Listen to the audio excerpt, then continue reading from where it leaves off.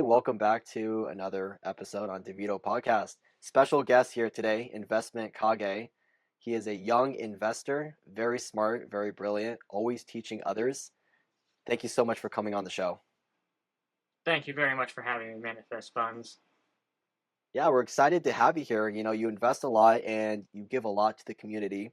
And your name, Investment Kage. It's like you've created like a giant village of followers and people that you want to spread the wealth with in terms of knowledge. But I was wondering, can you give us a little bit of background in terms of how did you first get involved into investing? Was there something that piqued your interest? So I've talked about this on other podcasts, like what's his name, Saving Captains. Sorry, is it Thomas Saving Captain? I don't know if he changed. Did he change his name? I I don't think think he it's the changed his same. name. But my grandfather and parents invest. Well, my father invests specifically, but they always told me that I needed 100 shares because back then brokerage fees were expensive and all that stuff. But I knew I didn't have a ton of money, and then, so I was always really terrified to invest, so I just saved a bunch of money. Like when I was 8, I went to a bank, and the investor was like, "Hey, you should save 33% of your money, spend 33% of your money, and then give 33% of your money." And that's exactly what I did. So I graduated high school with around 8 grand, 7 grand, something. I don't remember the exact amount, but I worked in high school. I didn't work as much my senior year because I also did cheerleading because I could backflip, so they wanted me on the team. That was kind of fun. I really recommend people, if they are interested into doing flips and stuff, do something like cheer if you're a male. It's also fun. You can be around girls all the time. Just saying. But yeah, little off topic. So in college, I knew about investing, and I started learning about it when I was about 17. I was a little scared and hesitant. I opened up a Robinhood account and never put money into it because my dad's like, "No, you need to like have a bunch of money to invest," and I didn't have a bunch of money. And eventually, when I was 21, I got out of a really bad breakup and was like, you know what, screw it, I'm just gonna start putting money in. So I saved up 2 months and bought one share of Boo on May 19th, I think, 2019, or May 15th. It was May something, but I bought one share, and then I just kept going, really. Very good. VOO is not, I don't want to use the word cheap, but I it's mean, it's a cheap fund, like expense ratio. It's just the S&P 500. yes, yes, that. It is in like, the however many hundreds of dollars per share, but that's good that, there was like that catalyst that drove you, to want to invest. You just said, you know what, I'm just going to throw my money in investments, and you've come a very long way. And so that was your first investment, right? VOO? Yeah, and then I did that because I flipped golf clubs and like sports equipment because that's what I knew, and I didn't have a ton of money, and so I was like, okay, I need to put 150 a month. I was still saving about 50% of my income. I didn't know that you could also like after you had an emergency fund, you could invest the rest of your money. I just thought you had to keep saving. I didn't really know what I was doing because my father, he's a big spender, so I was always kind of like, that kind of scared me with just how much he bought. I mean, he's good with money. Like they're both well off, right? But it really scared me. So I just kind of started slow and then dipped my toes in. I bought like Coca-Cola stock because I thought dividends were kind of cool, and that really motivated me to invest more. And then later on, I realized that hey, I don't care too much about dividends, but it's still super motivating to see. Very cool. Yeah, I remember the first stock I bought, some penny stock, and then eventually it reverse stock splitted and then got delisted. So I Ooh, learned the hard way. But seems like you had a very, like pretty much like a solid pathway into investing, like into the notable stocks, right? That had a good reputation and whatnot. Um, yeah. what what would you say is like your biggest investment success? My biggest investment success was really just starting. That was it. I spent 4 years learning about investing before I actually started investing. And then after I started investing, I learned more in 2 months than I did in those 4 years. So it was really like my biggest success was just saying like not really going against my parents, but like being like, okay, Dad, I'm not gonna ever have $27,000 to buy 100 shares of Voo. By the time I do, it's gonna be 40,000 or whatever. So I just need to start now because Robinhood had no fees. So, but yeah, no, just starting, especially since there aren't really any fees. I mean, there's slight fees, like there's the spread or whatever, and they make some money off me. I don't care. They can make their pennies, whatever. I'm not paying $10 a trade like my dad and grandpa were. Actually, my grandfather told me stories about how he had to call and it was $30 a trade.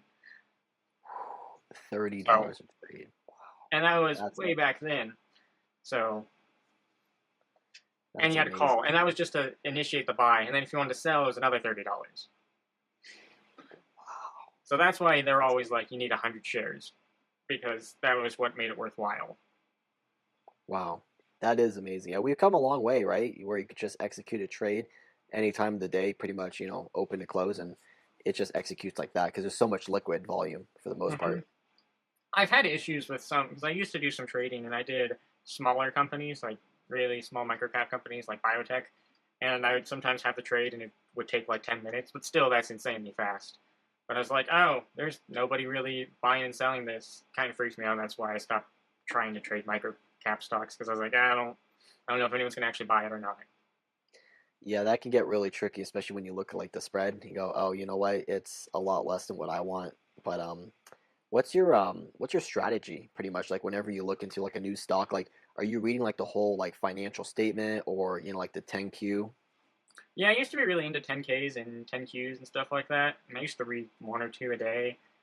I mostly did it because I was not very good at reading growing up, and it was very challenging for me to read them.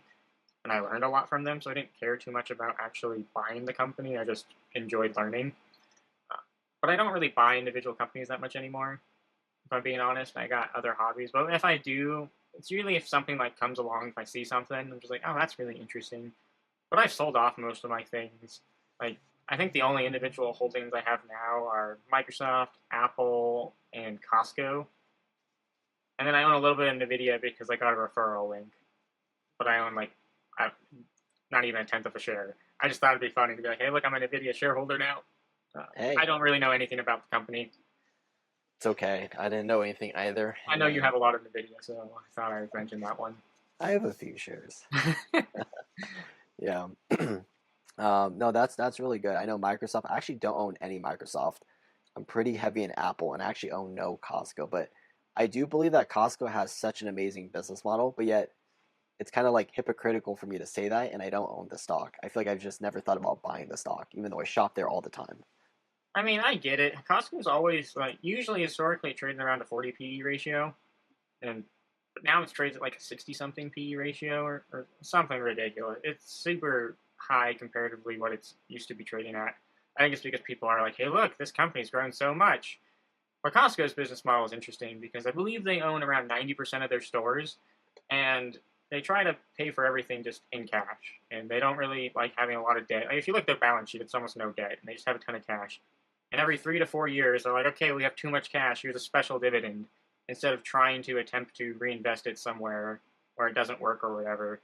I mean, I'm sure a lot of AT&T shareholders would have rather had special dividends than them trying to buy companies and then reselling them and for less. A lot of companies do that because a lot of people are like, oh, they should just do it internally.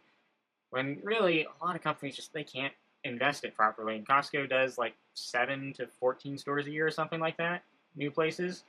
Uh, and it might be more than that now. I haven't read their 10K in like a year. I'm not gonna lie. I've kind of just like I don't really need to babysit them anymore.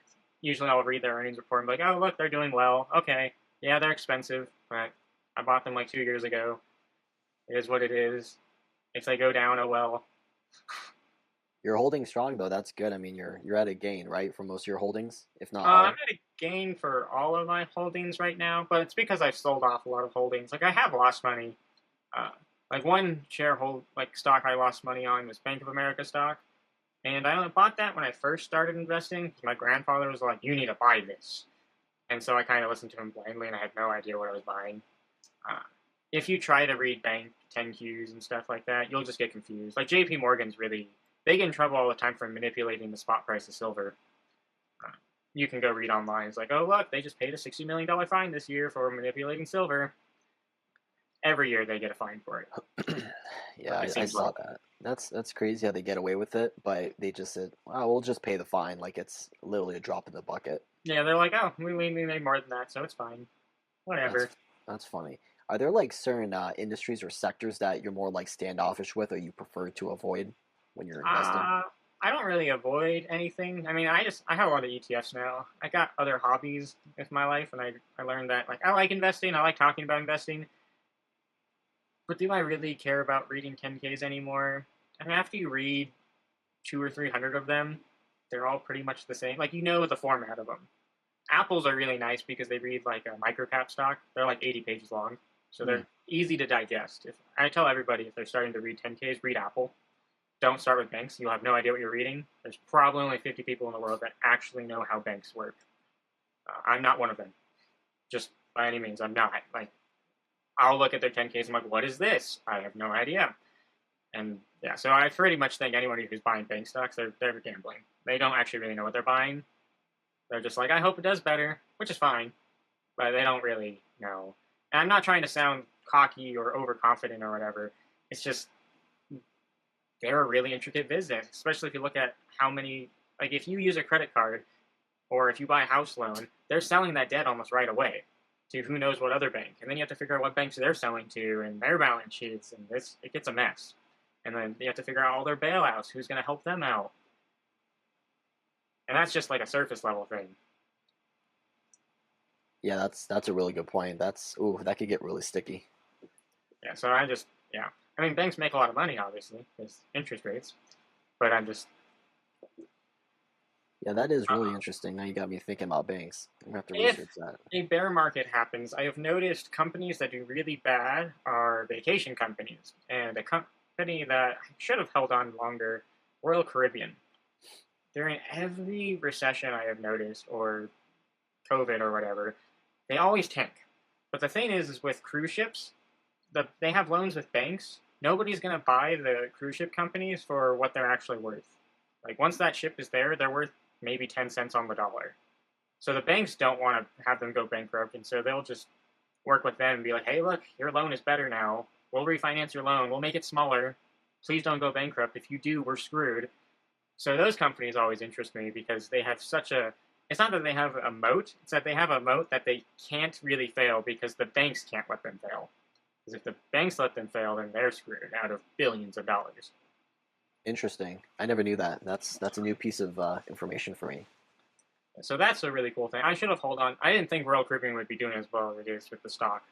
Uh, I bought it for like $30 a share. I sold it for 120 or whatever. I think it's at 200 and something now. Really? I I did not expect it to do that. I was just like, oh wow.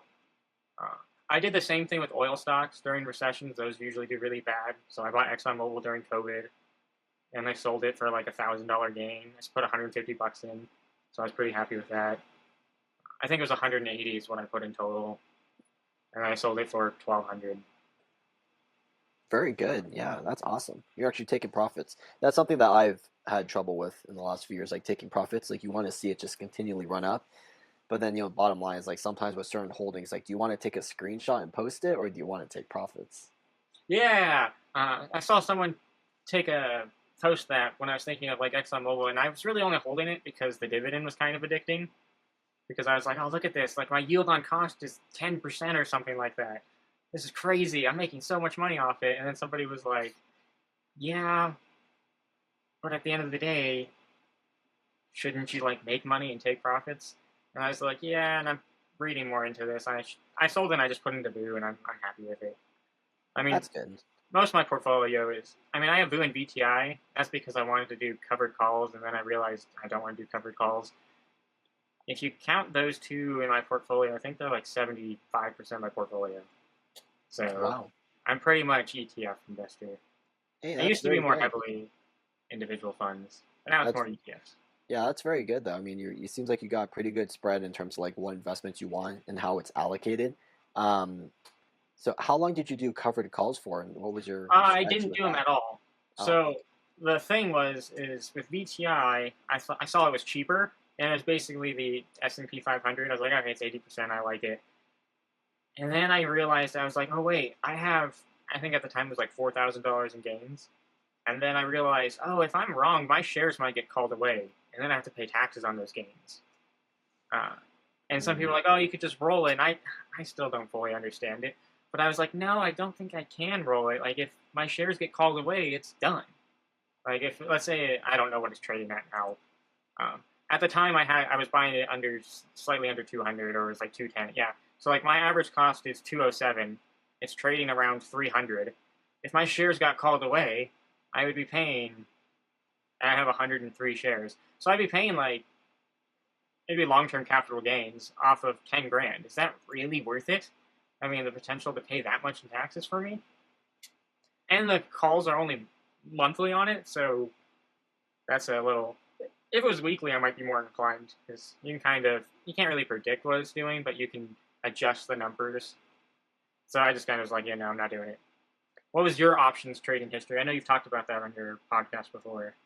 Yeah, so yeah, I'll be honest, like I traded a lot of like call options when I got out of college in 2020, and I'll be honest, I didn't really know what I was doing, and I was making a lot of money in the very beginning and then taking heavy sell-offs and whatnot and losses. I want to say at the very end, I basically just cut off like the call options trading, and then I just basically like broke even, which was great. It was more of a learning lesson. Um, I got back into call options uh, I want to say last June of 2024. But I made a promise to myself after I said like I want to hit a specific like net worth, and once I hit that, I'm going to allocate a percentage to call options. Because before I was kind of crazy about it, like it was a pretty big allocation to like my net worth, and I said just to be smart, and reasonable. So I started putting that, I started getting back into the options, and then I started, selling cover calls very conservatively. I don't make much off of covered calls. It might be like 100 a week, maybe 200 a week. It's very minimal, but it's you look at like the IV of the stock, and then you look. It's I usually sell like pretty far away from where the current stock price is, like especially with Nvidia. Like you said, you'd hate for your shares to be called because you'd have to also pay taxes, right, if your shares get sold. And Yeah. before like expiration, you have the option before market close where you could roll it to like the following week. But I don't know, like I've had some of my majority of my Nvidia shares I've held on between whatever it's at right now. My average cost is something like between like $15 and $30. So I prefer like not to sell covered calls on that chunk of Nvidia Oh because yeah. if those got called, I'd have to pay a lot in capital gains, like a considerable amount. So that's kind of like the I won't touch that. But then my Robinhood account, since my average cost is something like 80 $90 because I keep buying up, I don't really mind selling covered calls, and sometimes I only sell one or two since I don't have more than 300 shares in my Robinhood account. But bottom line, it's like it's a little bit of anxiety because you don't know what the market could do. Nvidia bottomed out, this past month at 116, and then it rebounded to over 140 pretty much like today at open. And it's like, whoa, cover calls could have gone, squashed if you sold too close, and then but Yeah. yeah, it's risky. Did you see that Robinhood made a feature where you can used to be when you sold shares that you sold the oldest shares that you bought. So like for example, my VU share that I bought in 2019. If I sold a share, I would sell that share and then I would pay the top whatever the taxes are because it's trading at like 500 or whatever. But now with Robinhood, you can actually be like, oh, I want to sell this chunk of shares that I bought. So you might want to look into that with call Oh, options. the Um, tax lot, right?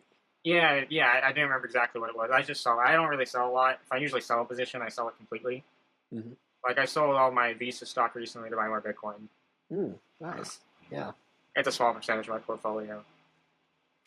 Yeah, I was looking at that and I said, "Oh, that's actually a really good idea because when I saw like I exited a tech stock less than a month ago, and I was thinking to myself like, okay, if it was like $1,000 in gain, but I saw half of it, it's like, what was my average cost if I only sell half of it, right? It kind of gets you thinking. Like, if I'm only making 500 in profit, you get a little confused, right? But the tax locks, you look and go, oh, you bought this chunk at this price and then this chunk at this price. So I'm going to sell this chunk so I know how much profit I made. Yeah, when I was doing my taxes, I saw that because I was like, oh my gosh, I actually had to change a lot of the numbers because they didn't report it wrong. It was that I was paying more in taxes because they're like, oh yeah, your average cost was this, and I was like, no, my average cost was not that. I mean, yes, my average cost is that, but not on those shares. So I was being honest. I ended up paying more in taxes because I was like, no, that's not what my average cost was on those shares.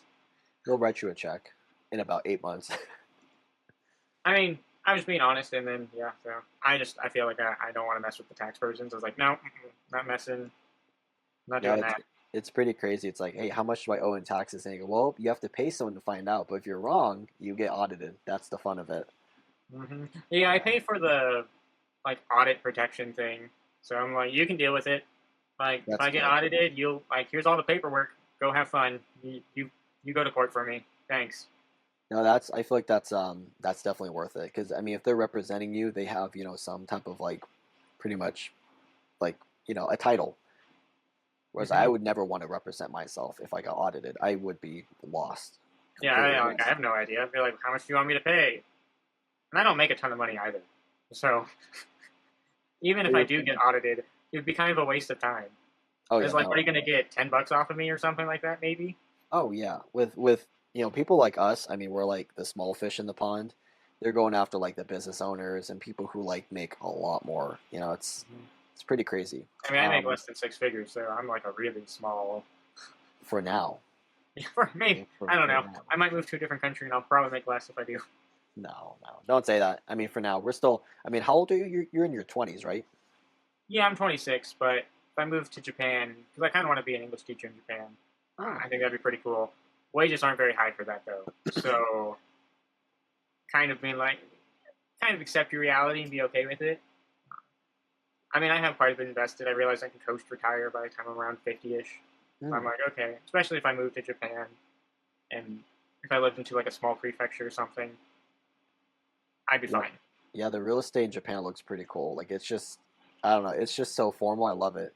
And it's very affordable too in certain areas. And interest rates are ridiculous. You can get, even as a foreigner, you can get a 0.9% interest rate in a 35-year loan.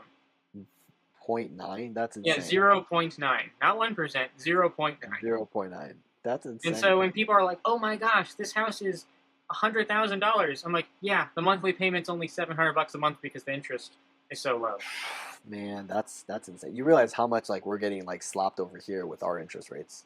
Well, Japan made a lot of, I mean, I don't know a ton about Japan's economy. I know a little bit. I'm not saying I'm super knowledgeable.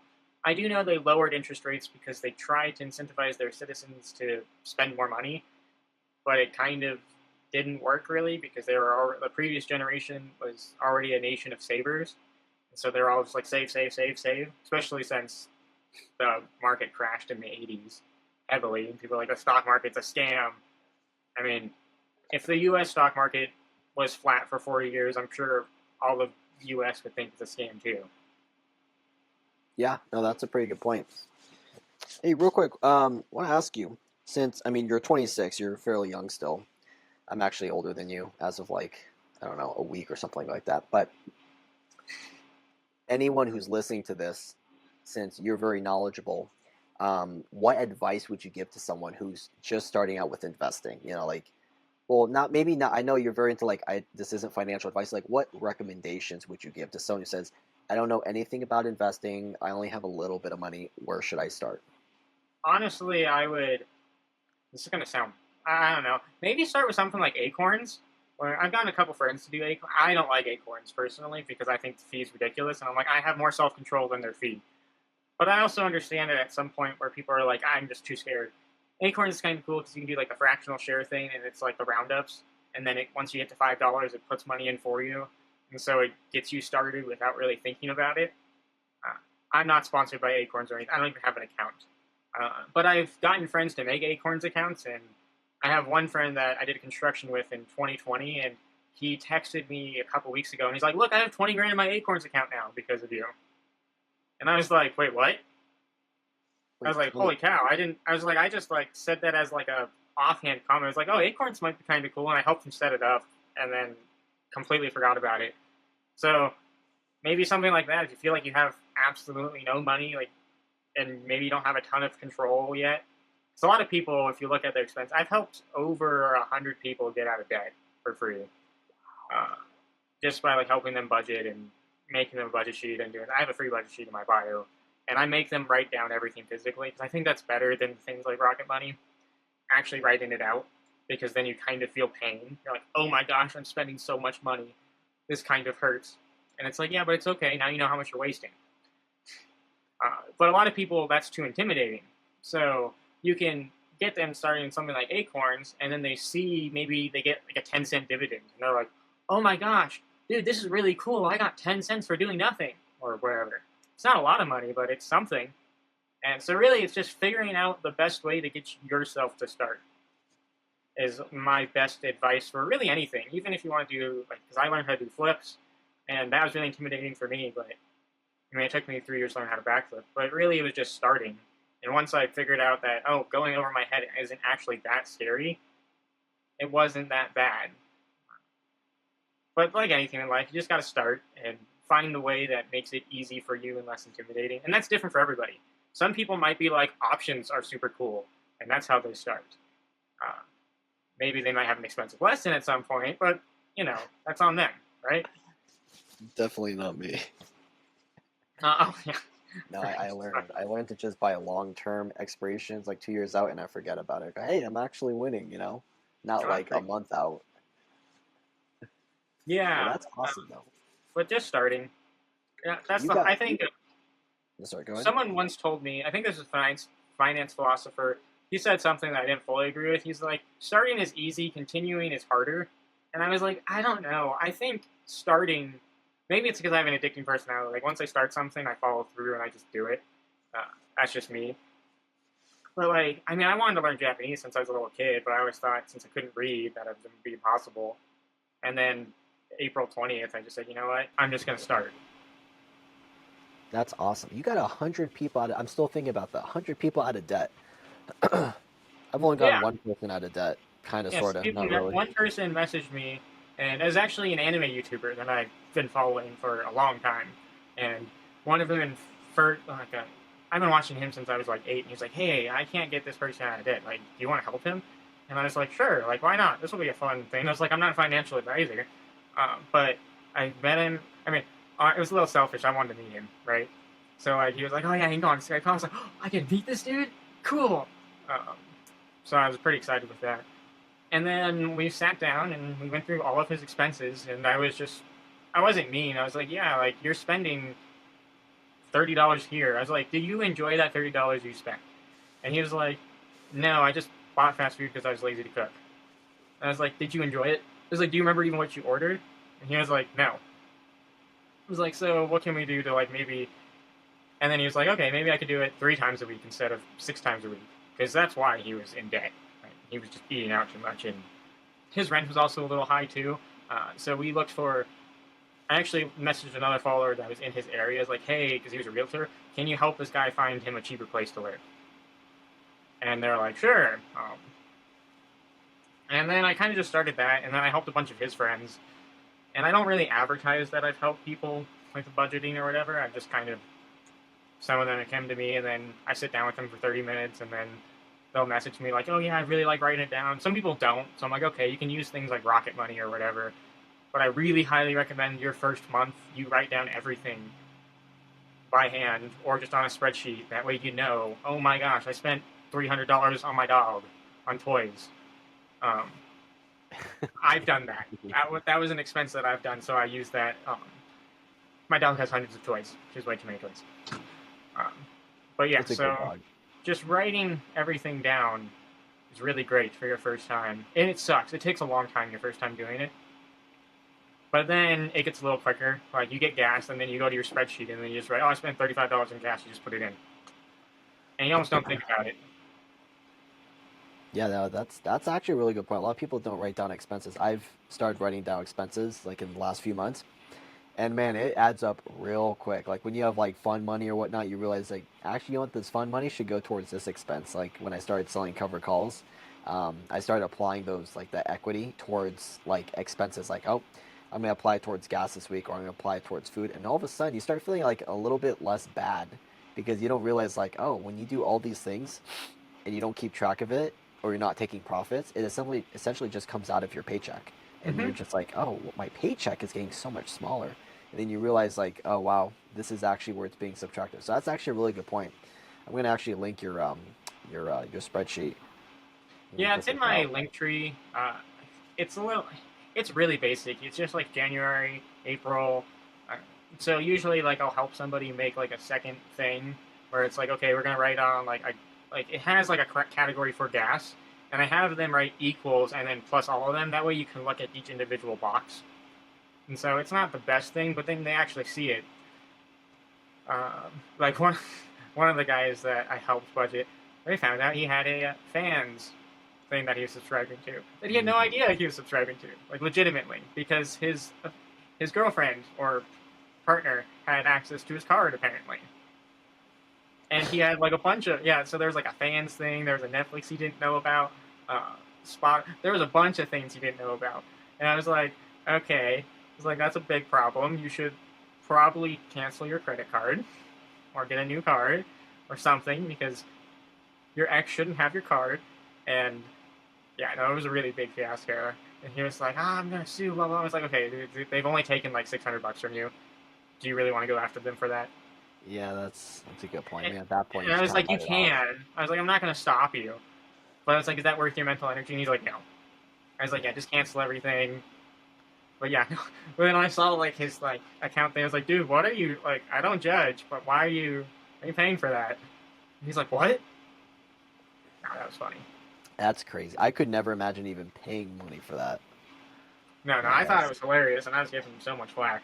Uh, I've helped a lot of teachers get out of debt too, because I work in education. So really. Tell us more yeah, about that. um, I go in the teachers' lounge a lot, and so and then one time there was like a administrator was like, "Oh yeah, I'm having big money problems," and I was like, "Oh, do you like know where your money is going?" I was trying to be really respectful, obviously. And I didn't say it like that. I was like, "Oh, what are you spending your money on?" And they're like, "Oh, blah blah blah blah blah," and I was like, "Oh, you didn't mention your coffee. How much do you spend on coffee a month?" And he's like, "Oh, I have no idea." Okay, so let's figure out where you're spending all your money.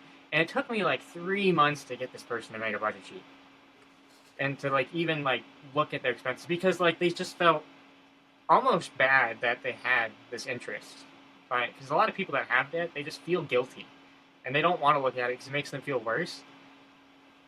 And so, yeah, no, I worked with them, and then I was like, well, why don't you just do it? So, like, I always start small. It's like, okay, instead of going 5 times a week, go 4 times a week. You don't have to do everything. It's like when you're starting to work out, you don't start lifting 225 for bench. No, you start with a barbell, right? You start slow, Yeah. or maybe you don't even start with the barbell like I didn't. I couldn't even lift the barbell when I started training when I was 14. So like I started literally like doing push-ups on my knees because I could barely do those. Yeah, we all started out that way pretty much. Why do you think it took so long for that school administrator to like make a spreadsheet? Do you think he was just like set in his ways or just very I think it was part of that, but you could tell when I was the first time doing it, he felt really embarrassed that this 20-some-year-old kid knew more than him, and he's like in his 40s, right? Hmm. He's like, what does 20-some-year-old know? You shouldn't know this. Like, why shouldn't, like, this is stupid. So I think part of the reason is I'm young. Uh, but yeah, no, he ended up getting out of debt in 9 months, like completely out of debt. Wow. He was pretty aggressive. Like the first month he wasn't, and then he got his wife on board, and his wife was like, "Oh my gosh, we won't be able to retire till we're 70 if we were living like this." It was like 72 or whatever because I mapped it out for them because that's when their pension would be fully invested too and stuff. And my wife was like, "I don't want to do this till I'm 70 something," uh, and she's like, "This is hard now. Like, what can I do to make this faster?" And I was like, "Oh, you guys make a ton of money." So, and their house was pretty close to being paid off too. So that because they got lucky buying it pretty. I mean, not lucky. They just bought it a long time ago. They're wise with that, so they had very low expense. And then just a lot of their debt was stupid, and then going out to eat every single day, spending probably 2 or 3 grand a month just on food, like On going out, food. just going out, not even like That's going to the grocery store and stuff. that's So insane. it's like this is where all your money's going. It's you're literally eating your retirement away. Wow, that is insane. Like 2 grand a month. Like wow, I don't even think I Yeah, some spend. months were more, uh, and that includes coffee and stuff like that. And then they're spending more money on presents and other gifts and just stuff that I was just like, does that actually bring you joy? And I mean, if it does, then yes, you should buy it, as long as you're still living within your means. I mean, I've spent literally thousands of dollars on manga, but it brings me joy, so I'm okay with it. Good. As long as you enjoy yourself. I mean, Yeah, who is anyone to tell you, right, what you can or can't spend your money on? exactly. But I feel like if you don't enjoy it and you're not getting really any benefit out of it, then why are you doing it? Exactly. Like It's I not like like a being frugal cheapskate thing. It's like no, it's like being a hey, do you like this? If you like going getting coffee every day and you can still invest your money, go get coffee every day. yeah, no, definitely I definitely agree. We have a few coffee machines at work and we have the ones like with the pods, and then the ones with like those big decanters. So like, there's always a lot of coffee. But I mean, you like spending money on manga. That's pretty cool. You know, it's like something that brings you joy. Like, I like to go hunting. You probably see that a lot. Oh yeah, hunting. I have a bow. I used to go bow hunting. I just got that Oh, back. nice. Texas, yeah. That was from Texas. That's cool. Just got that back. But yeah, I where did you say never, you went bow hunting? yeah, I never killed anything, but like I went with my parents and stuff. Like I have a 60-pound bow. It's a Ooh. compound. My grandfather has a recurve bow. That's fun to shoot. Oh yeah, those are strong. My father has a Desert Eagle. I shot that was when I was 17, and I shot it twice, and my shoulder hurt for about 3 weeks. Oh yeah, I sh- I mean, yeah, it's a desert eagle. yeah, when you see Call of Duty, them dual wielding, that's so unrealistic. That is the most unrealistic thing I think of Call of Duty.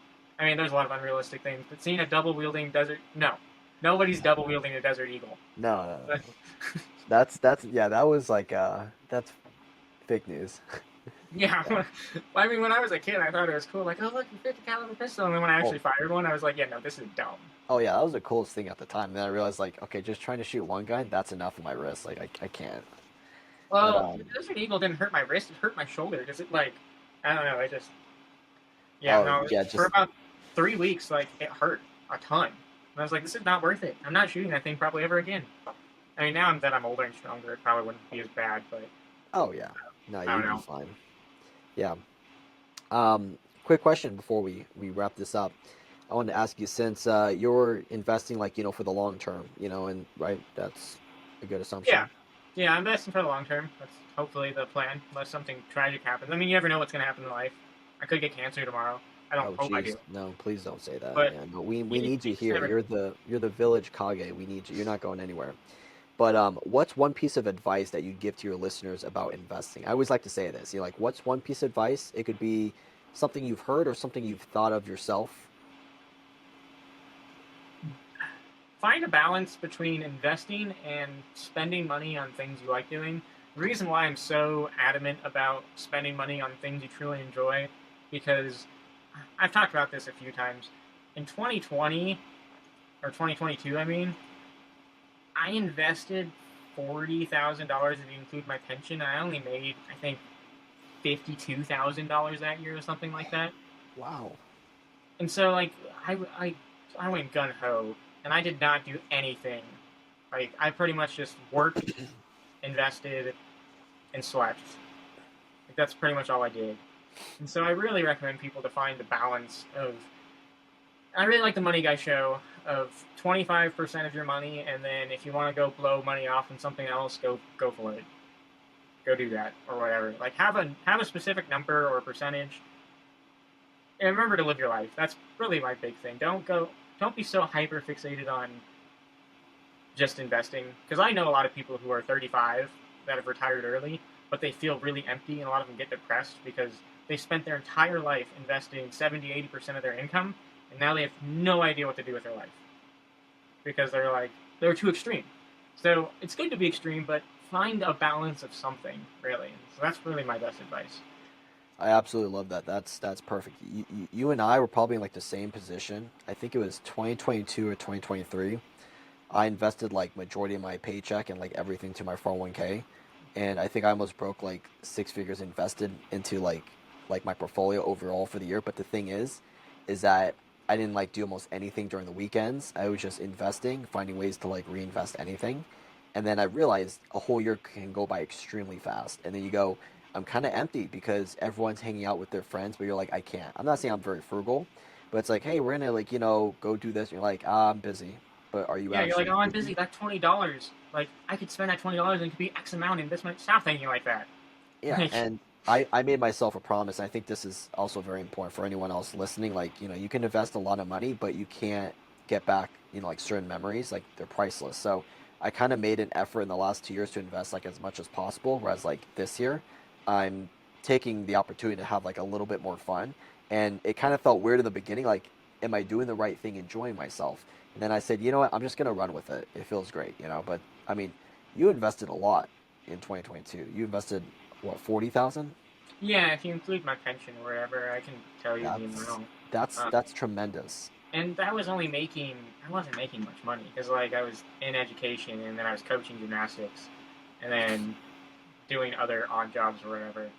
Oh yeah, my monthly contributions in 2022 with dividends and all that stuff was yeah almost exactly 40 grand. It's forty That's thousand $44.87. wow. You broke the 40,000. That's impressive. I mean, a lot of people don't And even. then I 2023 I was like this is too much and I did 28,000. Hey, that's still very commendable. I mean, I know a lot of people don't even have that in their brokerage account, and they're well into their 30s.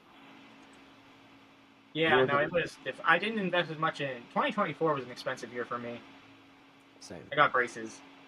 That was a Oh big yeah, expense, braces. and then uh, I switched health insurances, and then I had to finish through one doctor, and because they wouldn't let me go to a different clinic, Mm, and that was stupid expensive because I had to pay for it all out of pocket, and that was negotiating. Yeah, yeah, health insurance in this country sucks. yeah. It's not the best. Dang. But wow, that's. I mean, And then young I had to get a man. car too. What Like was that? I had to get a car as well. 2024 was an Oh, expensive year. yeah. That's pretty much the whole equation right there. Car, health insurance, and then braces. I mean, that's like. I mean, you can't sum up anything more expensive than that. I mean, you could buy a house. You want to throw a house in there? Yeah, now I'm good. Yeah, because of wanting to possibly move to a different country, I'm really like hesitant of. I don't think getting a house is absolutely right for me at all. Like it would be really silly. It's like, oh yeah, I'm gonna buy a house, and then 2 years later try to move. Yeah, that's a huge purchase. I was looking at properties. Like I live in California, it's crazy expensive here. But I was looking at properties like in other states, like ranch properties, or like I like the idea of like kind of living off the grid or having acreage and land. And it's amazing, like what you could get here for California, you could get like 5 times as much in a different state. Like I had a buddy in San Antonio, one of my work branches out there, and he lives like right in San Antonio. I said, hey, if I were to buy like a ranch property, like there's no what do you call, like there's no like real estate on the property. It's just like land that you can go hunting on and do whatever.